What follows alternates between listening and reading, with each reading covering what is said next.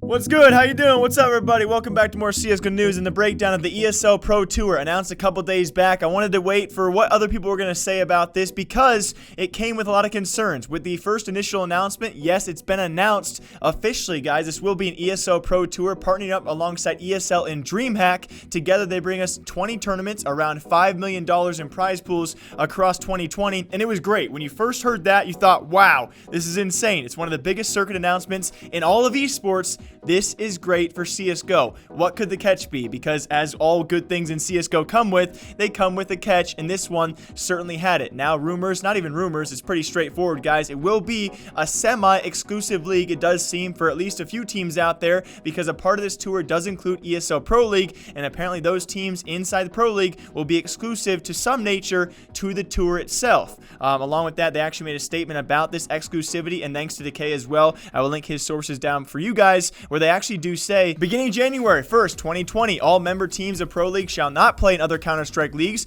This means non-Valve sponsored competitions where the first day of competition, excluding qualifiers, and the grand final day are more than 14 days apart besides Pro League. Now, what does this mean? It means that other leagues, potentially, especially the lengthier ones, that being ECS, well, if you're going to be in Pro League, you probably can't play ECS. It's pretty big, right? This is a huge blow to ECS if it does work out, unfortunately enough, in ESL and DreamHack's favor. And with that as well, they also state these competitors, these people who do agree to partake in the tour, they only can compete outside the tour a grand total of 60 days a year. Now, that sounds pretty crazy, although when you're actually partaking in a possibility of 20 tournaments inside the tour, alongside majors and major qualifiers as well, and other competitions you're actually allowed to compete in, 60 days, maybe you can't even fill that. But it's weird sounding, especially because we're not going to know how bad and how egregious this really is until it plays out. The fact is this, ESL and DreamHack have now partnered up for their own Counter-Strike League, semi-exclusive, and if you are in that, it seems you have to agree to not play in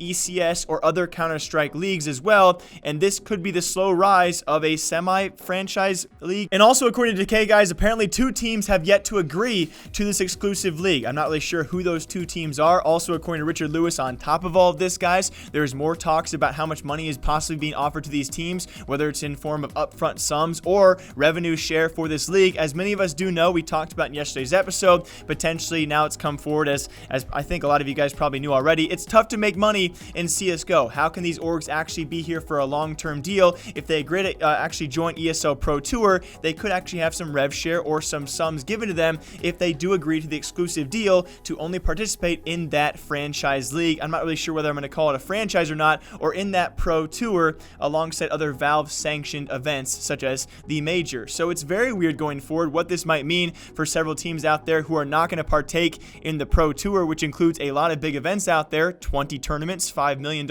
in prize funding, and all of a sudden you see that other teams are being paid to be exclusive in that league. What if you're on the outside looking in saying, wow, that sucks, we're not in that.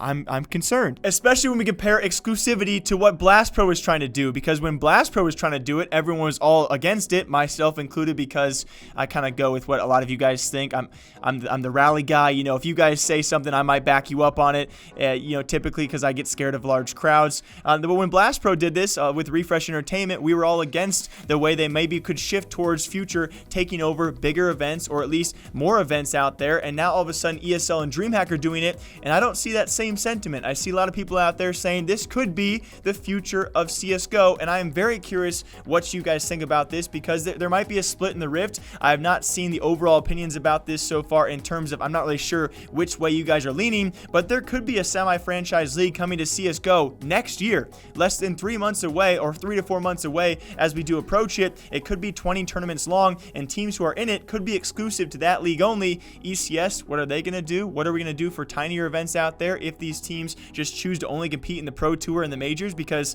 that might be all they need to compete in. That's 20 events plus the major plus anything else they add in there. That's already a pretty full schedule. What happens to Blast Pro and those semi-exclusive teams, right? They were going to expand the events there, maybe expand the teams in that as well. There's a lot going on in the scene right now, but it could offer more to teams, which is very important. It could offer rev share, a more sustainable figure for these teams out there, which is good. I guess my worry comes for the smaller teams out there who are not going to be invited to the league.